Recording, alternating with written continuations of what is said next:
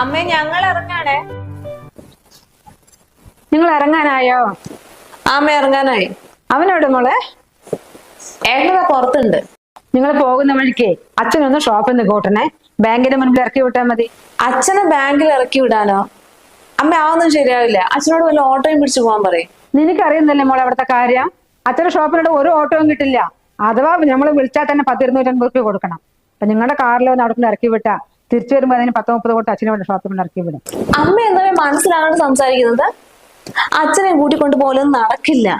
അത് ഏട്ടനെയും കൂട്ടി കാറിൽ അവിടെ ചെന്ന് ഇറങ്ങാനാ അച്ഛന്റെ പലചരക്ക് എണ്ണ മുമ്പില്? അത് അച്ഛന്റെ സ്വന്തമാണോ? അച്ഛൻ അവിടെ സാധനങ്ങൾ എടുത്തു കൊടുക്കാൻ വേണ്ടിട്ട് പണിക്ക് നിൽക്കുന്ന ഒരാളല്ലേ. നാട്ടുകാരെന്താ വിചാരിക്കുക? നാട്ടുകാരെന്ത് പറയാ? നിന്റെ അച്ഛനല്ലേ നീ കൂട്ടാൻ പോകുന്നത്? ആണ്. അതുകൊണ്ട് തന്നെ ഞാൻ പറഞ്ഞത് എനിക്ക് നാണക്കേടാണെന്ന്. ഏട്ടൻ കാണില്ലേ അച്ഛൻ അവിടെ ഉള്ളിയും തക്കാളിയും ഒക്കെ ഇങ്ങനെ തൂക്കി കൊടുക്കുന്നതൊക്കെ? എനിക്ക് മോശമാണ് അതൊക്കെ. നിനക്ക് എപ്പം മുതലേ നാണക്കേട് തുടങ്ങിയത്? നീ കോളേജിൽ പോകുമ്പോ 1000 വേണം, 500 വേണം, 100 വേണം, 200 വേണം മറ്റേ എത്ര പ്രാവശ്യം അച്ഛന്റെ ഷോപ്പിൽ പോയിട്ടുണ്ട്?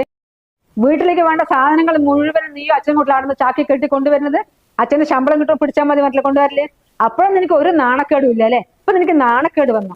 അമ്മ പറയണ എനിക്ക് മനസ്സിലാകുന്നുണ്ട്.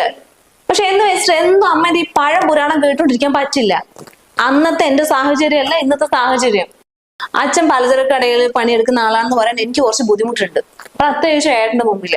അവിടെ പണിയെടുത്താൽ നിന്നെ ഈ നിലയ്ക്ക് എത്തിച്ചത് അച്ഛൻ, അത് നീ മറക്കണ്ട. ഓ എന്ത് പറഞ്ഞാലും തുടങ്ങും. ഇക്കണക്കിന് ഇങ്ങോട്ട് വരണ്ടായിരുന്നു. എന്താണ് ഇവിടെ അമ്മയും തമ്മില്? ഏയ് ഒന്നുമില്ല. അതിവിടെ വേറൊരു കാര്യം സംസാരിച്ചായിരുന്നു. ആ വേറെ കാര്യം എന്താന്ന് ഞാൻ കേട്ടു. അച്ഛനെ ബാങ്കിൽ നിന്ന് ഡ്രോപ്പ് ചെയ്യുന്നതിൽ ഇപ്പൊ എന്താ കുഴപ്പമുള്ളത്? ഒന്നല്ലേ സ്വന്തം അച്ഛനല്ലേ. അച്ഛനെ കൂടെ കൂട്ടി നടക്കുന്നതിൽ അഭിമാനമാണ് വേണ്ടത്. ഞാൻ വന്നപ്പോൾ അതിൽ ശ്രദ്ധിക്കുന്ന സാധാരണ പെൺകുട്ടികളെ കല്യാണം കഴിഞ്ഞു പോയിട്ട് തിരിച്ച് വീട്ടിലേക്ക് വരുമ്പോൾ അവർക്ക് ഭയങ്കര സന്തോഷമായിരിക്കും. നാട്ടുകാരോട് സംസാരിക്കണം, വീട്ടുകാരോട് സംസാരിക്കണം. അവർക്ക് തിരിച്ചു പോകാനുള്ള മൂഡ് പോലും ഉണ്ടാവില്ല. നീ ഇവിടെ നേരെ തിരിച്ചാണല്ലോ. നീ ഏതോ ഒരു വീട്ടിലേക്ക് ആദ്യമായിട്ട് വരുന്നവരാണല്ലോ ഇവിടുന്ന് ബിഹേവ് ചെയ്യുന്നത്. അയ്യോ ഏട്ടാ, അങ്ങനെയൊന്നുമില്ല.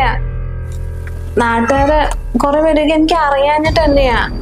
പിന്നെ ഇവിടെ നിൽക്കണേന് എനിക്ക് സന്തോഷമേ ഉള്ളൂ. ആ അതെനിക്ക് മനസ്സിലായി. അതുകൊണ്ടാണല്ലോ അമ്മേനോട് നീ ഇങ്ങനെ സംസാരിക്കുന്നത്. സ്വന്തം അച്ഛൻ ചെറിയൊരു ഷോപ്പിൽ പണിയെടുക്കാന്ന് പറയാൻ നിനക്ക് ഭയങ്കര നാണക്കേടല്ലേ? നീ എന്താ വിചാരിച്ചേ? നിന്നെ കുറിച്ച് ഒന്നും അറിയാണ്ട് ഞാൻ കല്യാണം കഴിച്ചു തന്നോ? നിന്റെ അച്ഛനും അമ്മയും എല്ലാം പറഞ്ഞിട്ടാണ് ഞാൻ നിന്റെ കല്യാണം കഴിച്ചത്. ഇനിയിപ്പോ ഞാനന്ന് എന്റെയാന്ന് പറഞ്ഞ് കുറെ സ്ഥലം കാണിച്ചെന്നില്ലേ? അതൊന്നും എന്റെ അല്ലാന്ന് ഇനി പറഞ്ഞിട്ടുണ്ടെങ്കിൽ നീ ഇതുപോലൊക്കെ തന്നെ ആയിരിക്കോ എന്നെ ട്രീറ്റ് ചെയ്യുന്നത്?